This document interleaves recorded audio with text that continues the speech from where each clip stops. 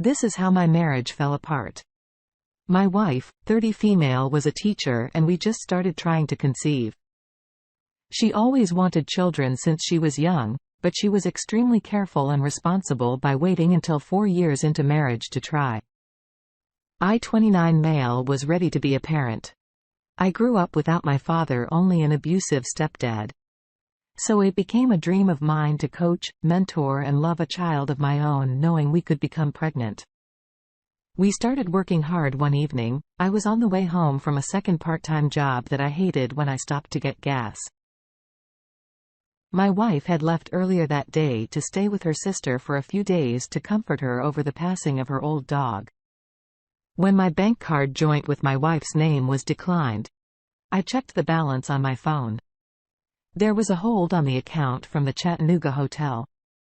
That city in Tennessee was 75 miles from our home in Georgia. With that $200 hold, our available account balance was $0. Months prior, my wife maxed out our credit card to buy into some business proposition that she swore was going to make us money. Now stranded and furious without a way to get gas, I called my wife. She didn't answer right away. And when she did on the fourth call, she sounded irritated. I asked her why there was a hold on the account for a hotel and she stuttered, completely caught. She formulated a sentence that said her sister needed a getaway, some time away from home to grieve in luxury. I said, I knew that was nonsense because she wouldn't take her sister 75 miles away to do that. She freaked out and started breathing and praying quietly. She then asked me to forgive her.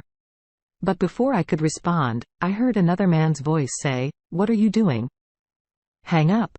Then the call ended. I was beside myself with worry and betrayal. I called her family and told them what was going on. Her sister was extremely upset too, even more upset because she used her as a cover-up lie. Her dog hadn't even passed away yet. She stayed on the phone with me, just assuring me about the future and that I could get through this with or without my wife. It was up to me. I had the strength to face this. When my wife returned hours later, I wanted her to explain herself. I had to know why she did this and how she even knew AP. She was extremely apologetic, saying she met him online and this was the first time they met in person. She said they went to the movies where AP lost his wallet. They went back for it, but they were closed. AP drove 7 hours to Chattanooga. So he needed her to reserve the hotel for them until he could pay for it with his wallet the next day. That's why the hold unexpectedly gave away her entire plan.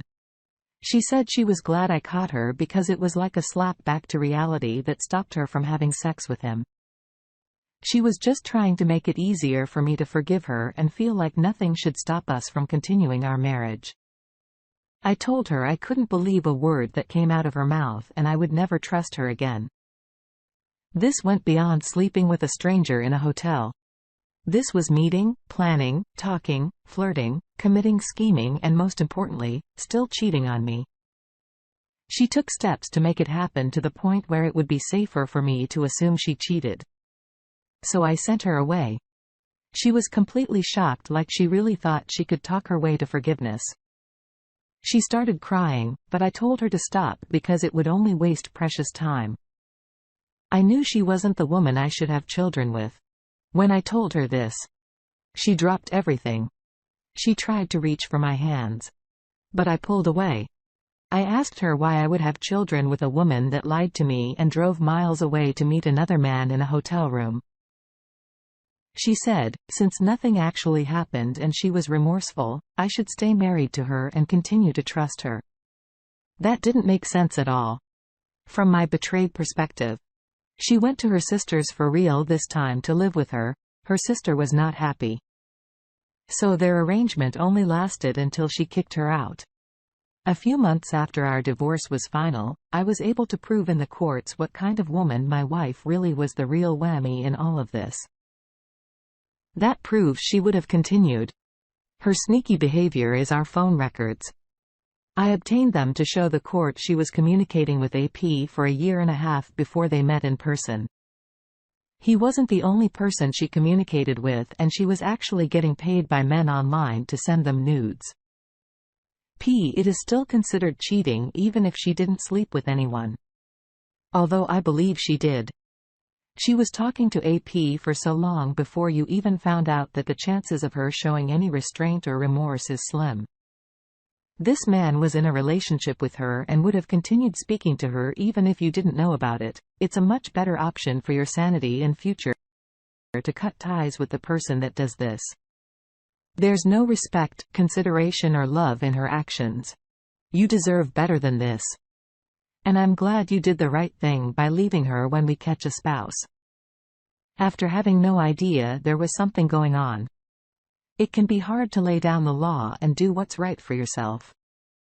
Don't live in denial and try to trust an untrustworthy person.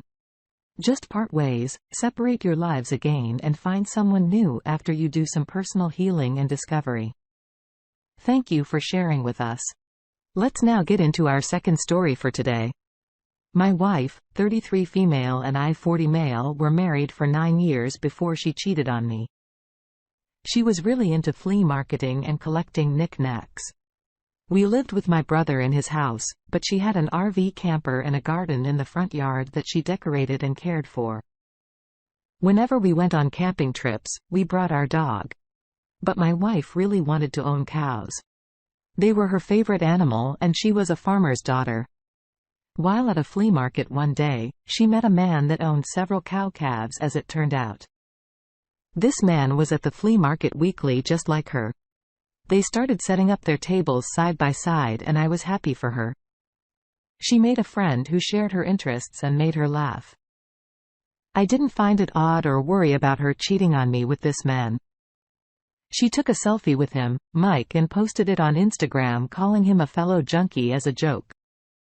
He looked to be at least 10 years older than me. My wife and I met in college where I had to fight off other guys and our bond only became stronger in marriage. Her sister was cheated on by her husband. And whenever that happened, my wife talked about what a shame it is. Whenever someone cheats, she told me she was so thankful to have me as her husband and that she would never break my heart like that. They were together every Saturday morning. So they started having breakfast together and sharing more personal details. We had him over for dinner and he was a pretty likable guy. He actually came to a cookout that was technically a family reunion. So our whole family got to meet him. He started sharing tips and experiences with her father about his cows. Within a year, they became good friends. One summer, Mike invited my wife and me to camp on his mountain land. He was growing acres of oak trees to sell as his main source of income. So it was a great place to experience the outdoors.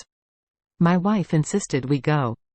So we took the RV camper and planned to stay for a week.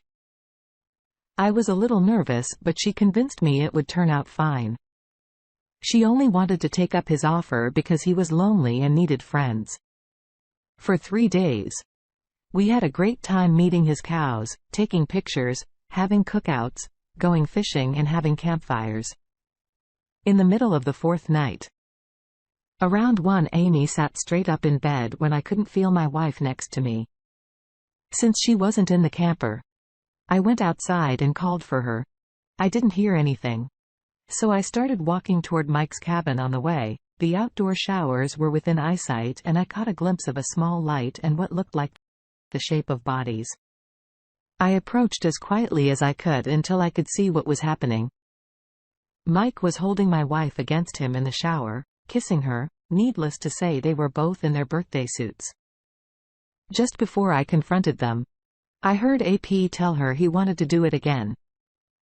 She excitedly agreed before I walked up to them and yelled, making them both jump and grab their towels. I asked what exactly they were going to do again. They stood there shamefully swearing a little. It only took my wife a few seconds to start crying. I could tell she just didn't expect me to catch her and she wished she could go back in time. AP stepped forward to apologize. He was an army vet. So I looked up to him and it was harder for me to feel real anger towards him. He said he interfered in our relationship and he'd never forgive himself. But he suggested that I forgive my wife because it was him who asked her to do what I asked. He couldn't look me in the eye. So I knew what happened. When I realized the truth, my wife cried harder, called my name and begged me to forgive her. It was so dramatic, and I hate drama. I remember feeling very numb before I found it possible to turn around, go back to the camper and get my phone.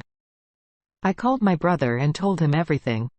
He couldn't believe my wife did this to me. He drove through the middle of the night on a country road to come pick me up and take me home.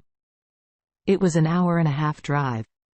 So while I waited, my wife awkwardly begged me to forgive her and called back my brother to tell him I didn't need a ride. She tried offering any kind of deal to get me to forgive her, failing to notice that there wasn't a proper way to recover from infidelity. Once that decision is made, it can't be undone. My wife came to the house to get her stuff gradually. Over time, every time she came by, I had my brother talk to her if necessary because I couldn't stand her. It might have been a PS idea for them to do things. But she made the choice to leave the camper and get naked for him. This was still her fault because she clearly didn't respect or care about me as her husband. She had the nerve to say it shouldn't even count because it happened so fast and she was half asleep. That was one of the last things I ever heard her say. She continued living on a PS property. 2 years after our divorce, then AP decided to sell the majority of his acreage and force my ex to leave. She tried to ask her father permission to park her RV at his house, but he refused. He was extremely disappointed in her and AP and didn't want to have anything to do with them. They betrayed everything he believed in when it came to trust, family and relationships, since she didn't have anywhere else to park her RV. She now lives in a campground alone. What happened here was most definitely her fault, just as much as it was a PS. We don't really know who encouraged this affair to happen, but we can safely assume they both played a part because it wasn't forced. They were caught. So AP tried taking the blame, but that doesn't give him the right to pardon your wife's poor decision-making. If your wife truly wanted you to remain her husband, she never would have allowed herself to cheat on you. It doesn't sound like there was any problem in your marriage and nothing your wife would have wanted you to work on. She just gave in her primal urges to mate with a man that impressed her or bonded with her. A relationship never has to become sexual. She would have remained an honorable wife and maintained all her relationships as they were. But instead, she took that step that the marriage couldn't recover from. What a terrible display of loyalty on her part. Thank you all for taking the time to listen to today's stories. If you enjoyed listening, please feel free to like and subscribe if you haven't already. Also comment below with your thoughts on what happened. If there is a story you would like to share with me about your own situation or someone else's, then please do not hesitate to contact me.